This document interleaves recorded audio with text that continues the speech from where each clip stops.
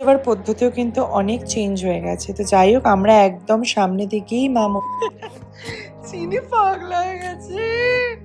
চিনি 28 দিন পর থেকে একবার আমার কাছে আছে, এবার অনেক। হ্যাঁ হ্যাঁ বাবা, আমরা যাচ্ছি কি দেখতে? ধুরন্ধর। না, এটা এই গান না, ওটা আগেরটাই ছিল। তিন বোনকে আমি বিদায় জানিয়ে এবার আমার বাড়ি ফেরার পালা।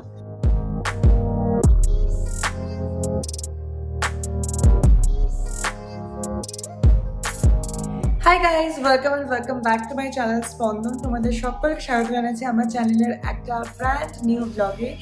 আজকে আমার কলকাতায় লাস্ট ডে, কালকে ব্যাঙ্গালোর ফেরা। এখন আমি আছি ইনস্টিটিউটে, বাট একটা দারুণ খবর আজকে আছে, সেটা হচ্ছে এখন আমরা সবাই মিলে ইনস্টিটিউটের পুরো টিম মিলে একটা ভীষণ ভালোভাবে পুজো দিতে যাচ্ছি কাকুর গাছের মনসা মন্দিরে। খুব জাগ্রত একটা মন্দির, তাই ওখানে যাবো আর ভাবলাম ব্লগ করি, তোমাদের সবাইকে মায়ের দর্শন করাবো। সো দেখতে থাকো ব্লগটা, আশা করবো ভীষণ ভীষণ ভালো লাগবে। তোমরা প্রত্যেকে জানো আমি মা মনসার প্রচন্ড বড় ভক্ত, আমি সবসময় এলেই মায়ের মন্দিরে যাই। এবারেও গেছি, বাট এবার পুরো টিমের সাথে যাওয়াটা একটা আলাদাই মজা। তো চলো ওখানে গিয়ে দেখাই তোমাদের কি হচ্ছে। এই যে গৌতম এখানে প্রচুর নারকেল নিচ্ছে পুজো দেওয়ার জন্য। বাহুবলী পুরো নারকেল, এক বস্তা নারকেল যাচ্ছে পুজো দিতে। ওরে বাবা, চলো। আর এদিকে ম্যাম নিয়ে নিয়েছে দুধ কলা। চলো, কি অবস্থা একদম। এই যে বাহুবলী নিয়ে নিয়েছে নারকেল, ম্যাম নিয়ে নিয়েছে। ম্যামের হাতে কি আছে? দুধ কলা, দুধ কলা মিষ্টি। রিমার হাতে কি আছে? টাকা। ম্যামের হাতে কিছু নেই। আর ওই যে জবার মালা নিয়ে আসছে আমাদের জবা মালা দেবী, জবা। চলো, আমাদের গাড়ি এসে গেছে গাইস। পুজো পুজো এ বাবা, উবের এক্সেলে আমরা বসে গেছি আর যাচ্ছি এখন মা মনসার পুজো দিতে। জয় মা, জয় মা বিশ্বরী পদ্মাবতী দেবীর জয়। আমরা পৌঁছে গেলাম কাকুরগাছি মনসা মন্দির প্রাঙ্গণে। প্রচণ্ডই ভিড় ছিল কিছুক্ষণ আগে, কিন্তু এখন যখন আমরা এন্টার করছি তখন আর অতটাও ভিড় ছিল না। বাইরে থেকে দেখতে পাচ্ছি মন্দির, এখন মন্দিরের সময়ও অনেক চেঞ্জ হয়ে গেছে আর পুজো দেওয়ার পদ্ধতিও কিন্তু অনেক চেঞ্জ হয়ে গেছে। তো যাই হোক, আমরা একদম সামনে দিকেই মা মনসাকে পুজো দিলাম এবং মায়ের কাছে প্রার্থনা করলাম, মা তুমি সকলকে সুস্থ রাখো, ভালো রাখো এবং বারবার যেন তোমার কাছে দেখা করতে আসতে পারি। গুড মর্নিং গাইস, কালকে আমাদের মন্দির থেকে পুজো টুজো দিয়ে ফিরতে ফিরতে অনেকটা রাত হয়ে গেছিলো, প্রচন্ড ঝড় বৃষ্টি শুরু হয়েছে, তাই কালকে ব্লগ করিনি। আজকে স্যাটারডে, আজকে ফাইনালি আমার ব্যাঙ্গালোর ফেরার দিন আফটার 20 days। তো এখন আমি একদম সুটকেস সব প্যাক করা আমার অলমোস্ট হয়ে গেছে, সেগুলোকে ফাইনাল চেক ইন করছি। যাচ্ছে মেনে বড় সুটকেসটা, আমার এত মাল হয়ে গেছে যে এইটা দুটো পেটি পুরো করা হয়েছে, তো এইগুলো ডেলিভারি দিয়ে পাঠানো হবে। বাট সুটকেসটাকে চলো ফাইনালি একবার অ্যারেঞ্জ করে নিই। এখন বাজে এক্স্যাক্টলি 10:30, আমি বেরোচ্ছি এখন অফিসের উদ্দেশ্যে। অফিস থেকে 1টায় বেরোবো, এখানে 1:30টায় ঢুকবো হবে। 1:30টার সময় খেয়ে দিয়ে এখান থেকে 2:30টার মধ্যে আমাকে বেরোতেই হবে, কারণ 6টার মধ্যে আমার ফ্লাইট আছে। সো প্রচন্ড হেক্টিক একটা ডে। আমি এখানে ব্লগ করছি আর আমার শাশুড়ি মা এখানে দেখছে কি মেরে, এখন ঢুকিয়ে গেল। চলো মা, এলাম, টাটা। কোথায়? চলো টাটা, দিদুন আসছি। চলো অফিস বেরোনো যাক। আজকের দিনটা আমার কাছে ছিল প্রচন্ড একটা হেক্টিক ডে, তার মধ্যে বিভৎস গরম বাইরে, আর আমি জাস্ট ঠাকুরকে ডাকছি আর মনে করছি সব কিছু যেন ভালোই ভালো হয়ে যায়। এসে গেছি ইনস্টিটিউটে আর আমার বান্ধবী স্টুডেন্ট নেহা বলছে যে কাল থেকে আর দেখা হবে না। মিস করবি খুব? আমি তো এই মানুষটাকে খুব মিস করবো, খুব মিস করবো। আমরাও মিস করবো। সাবধানে ভোটের ডিউটিতে যাবে, নিজের খেয়াল রাখবে একদম। আর একদম যোগাযোগ সবার সাথে থাকবে একদম। চলো আমরা যাই এবার ভুরুতে নিডল ঘষতে। চলো আমাদের রিমা সুন্দরী, চলুন, আপনার অনেক দায়িত্ব এবার। সো আমাদের পুরো ওয়ার্কশপ ডান। কতদিন ছিলাম রিমাদি তোমার ইনস্টিটিউটে? 1 মাস আমি ছিলাম, খুব মিস করবো, বাট খুব তাড়াতাড়ি দেখাও হবে। এন্ড সিমরান নেক্সট आपकी इंस्टीट्यूट में आ रही बहुत जल्दी। ओके।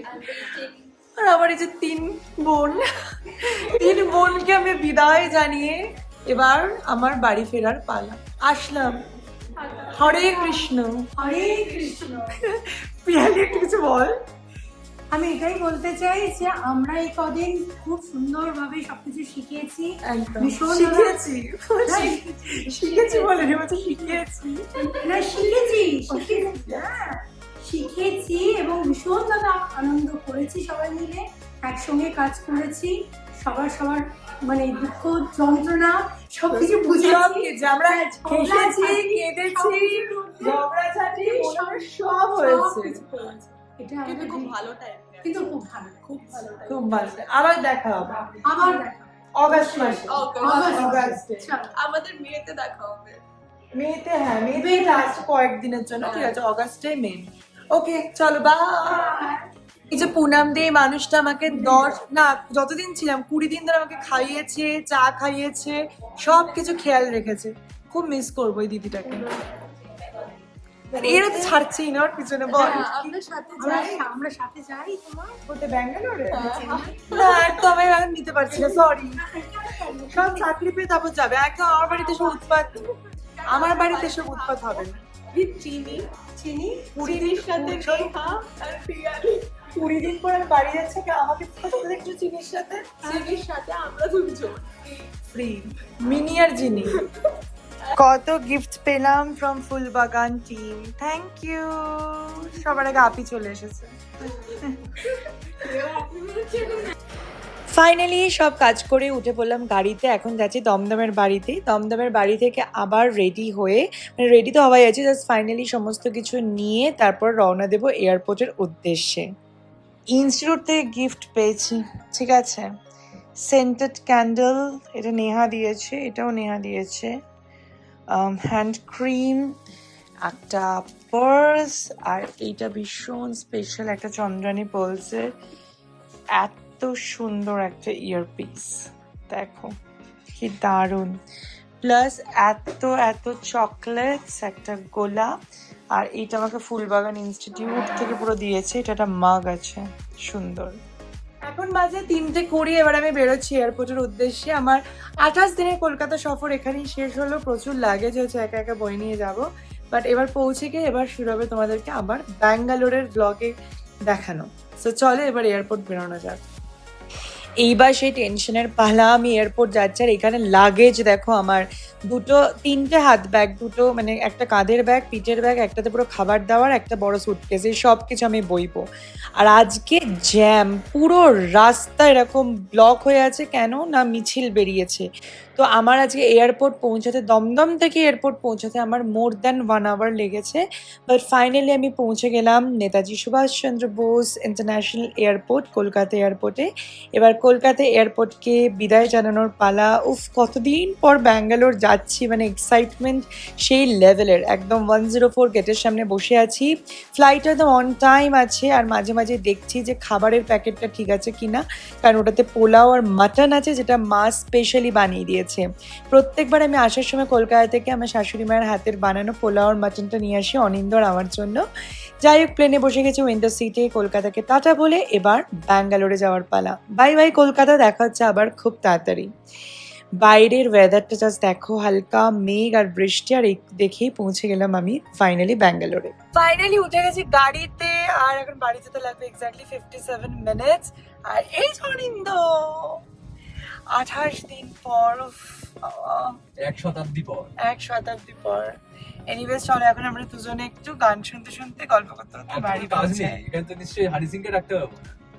বাবা এসেই শুরু হয়ে গেছে এনার্জি। বাই দ্য ওয়ে আমরা হানি সিং এর কনসার্টে যাচ্ছি। আমরা ইয়ো হানি সিং এর কনসার্টে যাচ্ছি। মানে মেকা হুসারি রাত, মেরা হুসারি রাত, তোর এত সুন্দর গান করিস না, দারু পিও লাগাতার, থেকে pop করে দে।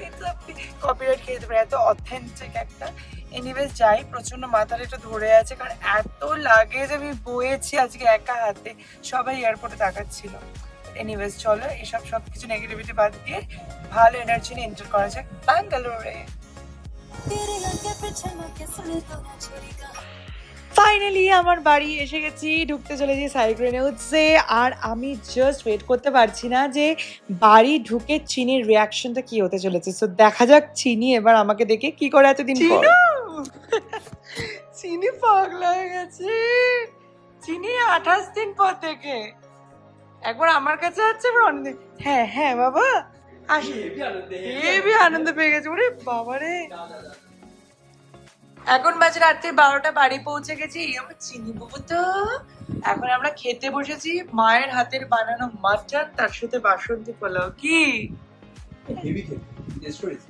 কত কষ্ট করে বই এনেছি বলো, আর কত কষ্ট করে মা 2 দিন ধরে করেছে সব প্রিপারেশন নিয়ে, আজকে সকাল থেকে উঠে করেছে। আমিও খাবো কষ্ট করে। হ্যাঁ খাও, খেয়ে কষ্ট করে হজম করো। ওটাই হচ্ছে মেন হজম করা। চলো এখন দেখবো ঠাকুমার ঝুলি হইচইতে। গুড মর্নিং গাইস, ফাইনালি নিজের বাড়িতে একটু ঘুমালাম অনেকদিন পর। বাট এখন বাজে 9:30, আমি খুব তাড়াতাড়ি উঠে পড়েছি। ভেবেছিলাম একদম 12টা 1টা অব্দি ঘুমাবো, বাট ঘুম আসছে না, কারণ এত কাজ বাকি বাড়িতে এখন। মানে এই যে সুটকেস আনলোড করা, এটা একটা বিশাল টাস্ক।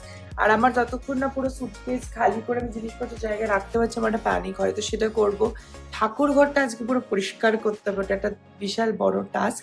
তাই জন্য উঠে পড়েছে আর ভাবলাম কাজে লেগে যায়, কারণ শুয়ে থেকে কোনো লাভ নেই। আর এত গরম পড়েছে ব্যাঙ্গালোরে যে তুমি ঘুমাতে চাইলেও ঘুমাতে পারবে না। সো বেটার কাজগুলো শেষ করি, তারপর অনেক প্ল্যান আছে আজকে সানডেতে। সমস্ত ঘরের কাজকর্ম সেরে এখন আমি, অনিন্দ এবং আমাদের অ্যাপার্টমেন্টের আরো অনেকজন মিলে এখন আমরা যাচ্ছি কি দেখতে, ধুরন্ধর।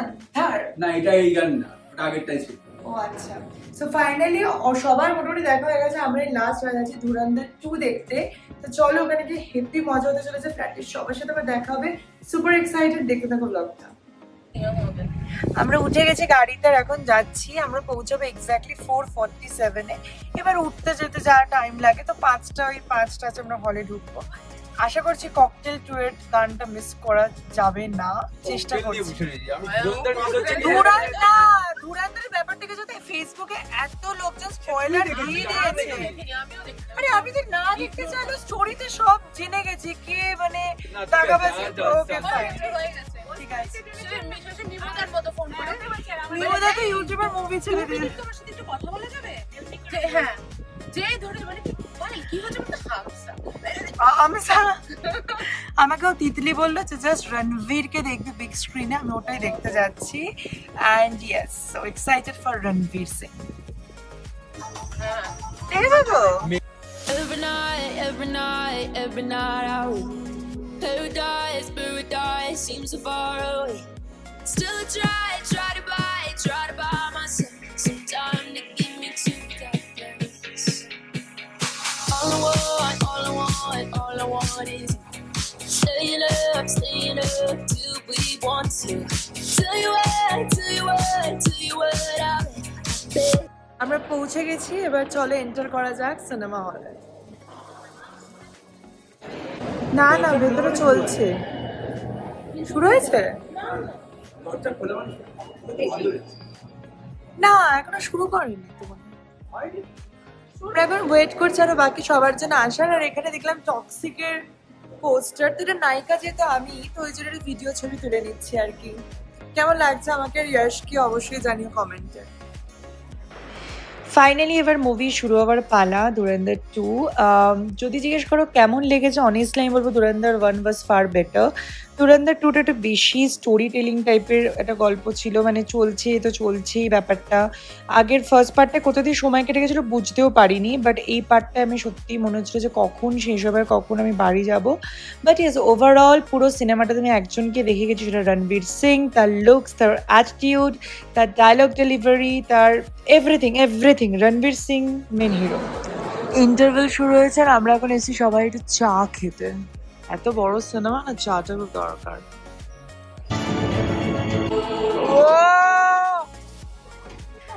ব্যাস, আমাদের ধুরন্ধর 2 দেখা হয়ে গেল। কেমন লাগলো সবার?